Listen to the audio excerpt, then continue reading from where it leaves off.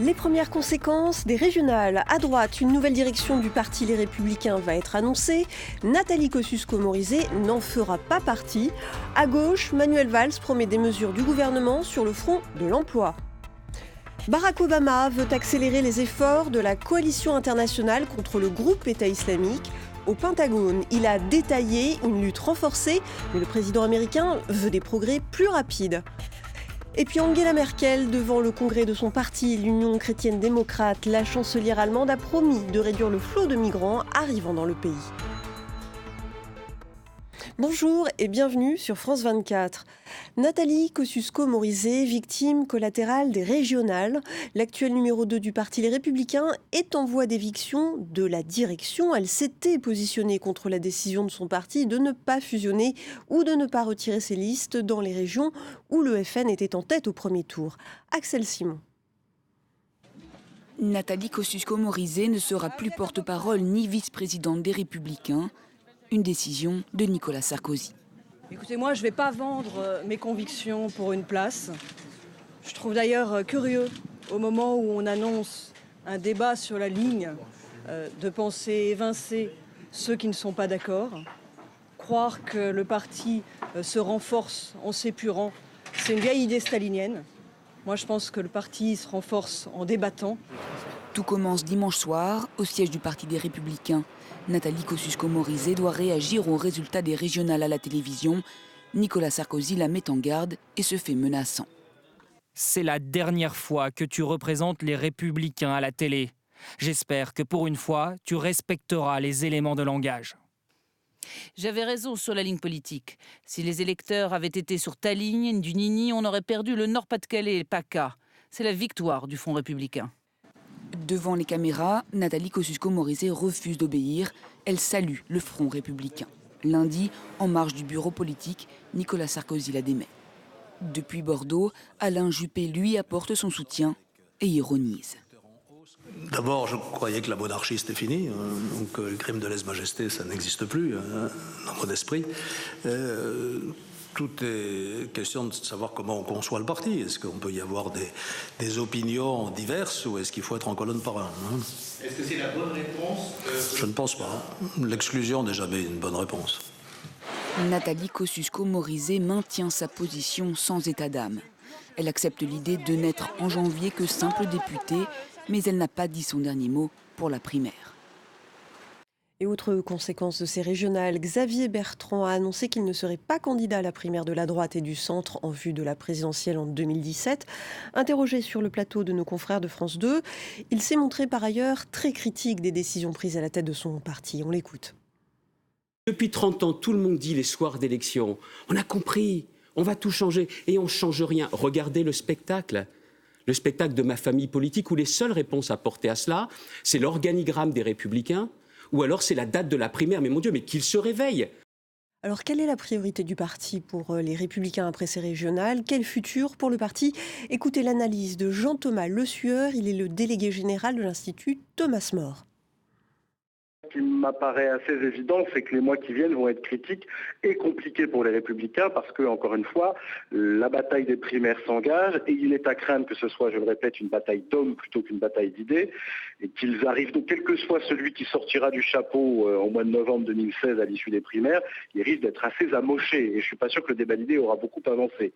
Donc, si vous voulez, c'est encore une fois une question de débat de fond, c'est qu'est-ce qu'on veut que soit la droite, une droite française moderne et d'autre part, des procédures, des mentalités, des habitudes pour pouvoir faire en sorte que des courants discordants débattent dans le même parti et soient capables à la fin de faire une synthèse.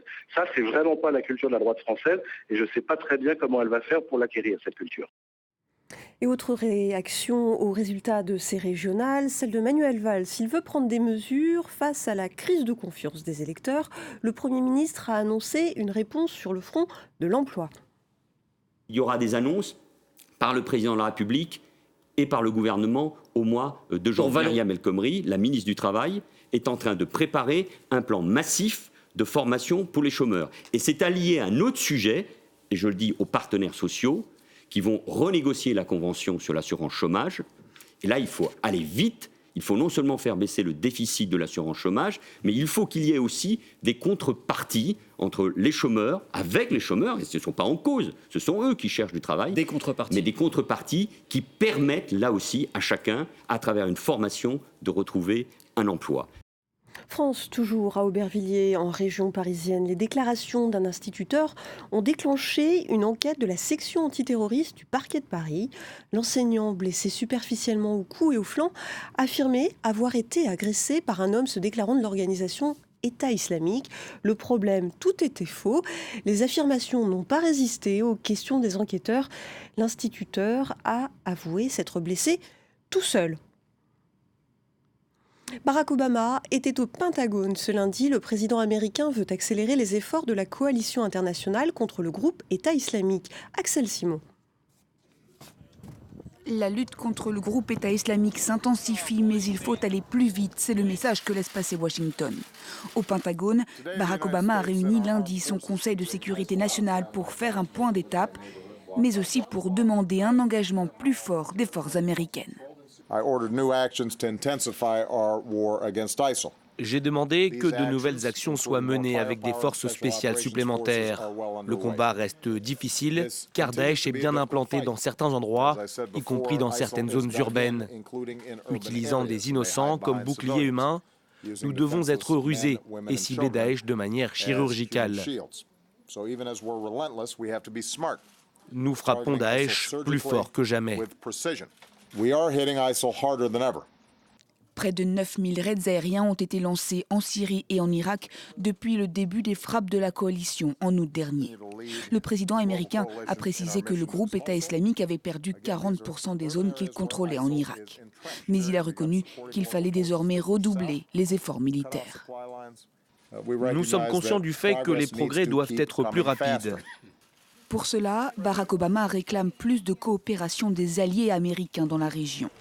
Le secrétaire à la Défense Carter doit se rendre au Moyen-Orient avec un double objectif affiché, rassembler de nouveaux soutiens et obtenir des contributions militaires concrètes. L'Arabie saoudite annonce la formation d'une coalition islamique antiterroriste.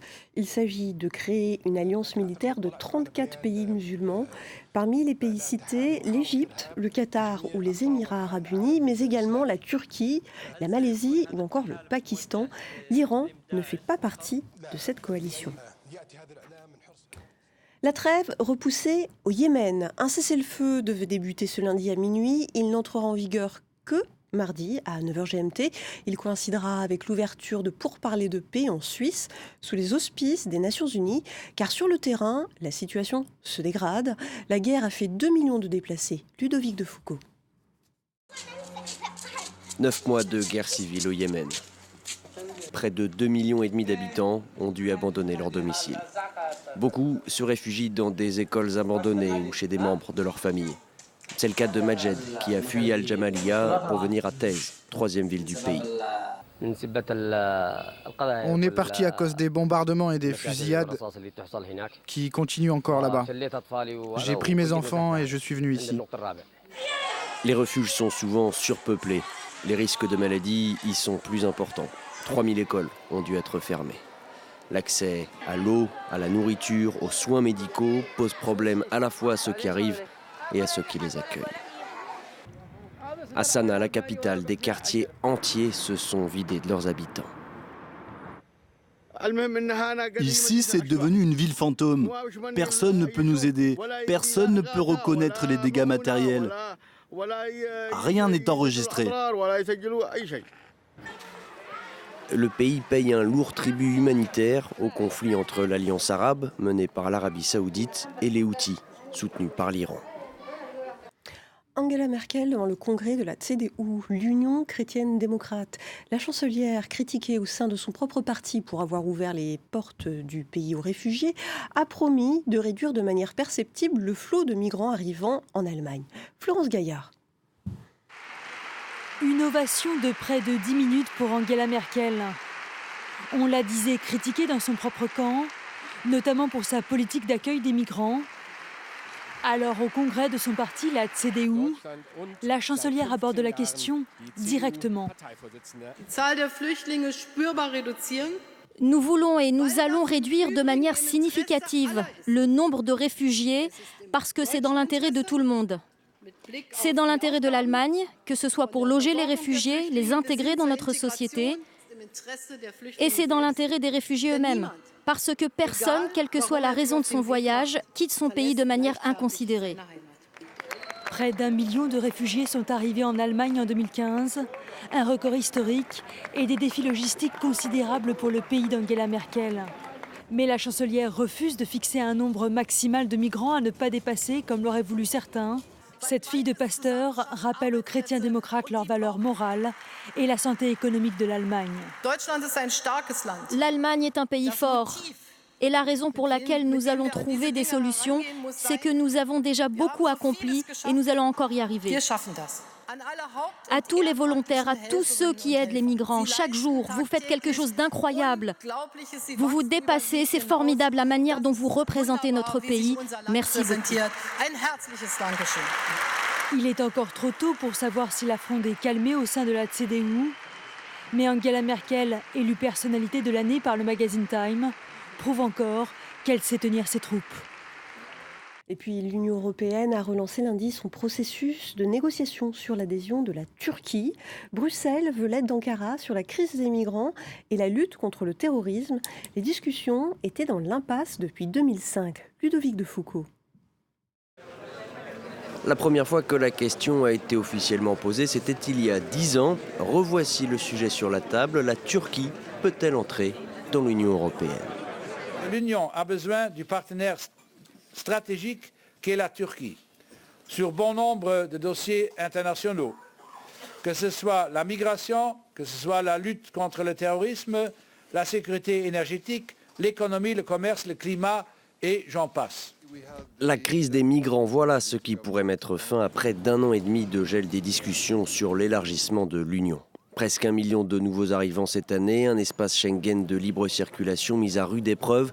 L'Union européenne a accepté le mois dernier de rouvrir les négociations avec Ankara. En même temps, Bruxelles a promis 3 milliards d'euros pour aider la Turquie à gérer les arrivées de réfugiés à la frontière syrienne. En échange, le gouvernement turc assure qu'il jugulera le flux de migrants. Il les aidera notamment à trouver du travail en Turquie. Il promet aussi de sérieusement s'occuper du problème des passeurs. La Turquie est toujours fermement arrimée à l'Union européenne. Le processus est toujours d'actualité et peut-être aujourd'hui plus que jamais. C'est le premier message. Le second, c'est de dire que clairement, nous sommes engagés à faire tout ce qui sera nécessaire pour devenir un membre à part entière de l'Union européenne. Et en premier lieu, il faudra convaincre Berlin et Paris qui s'opposent depuis longtemps à l'intégration de la Turquie, surtout à cause de ses manquements répétés aux droits de l'homme et à la liberté de la presse.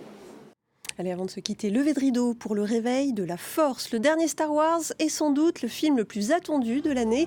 La première mondiale a lieu en ce moment même à Hollywood en présence de ses acteurs, de Harrison Ford et Daisy Ridley.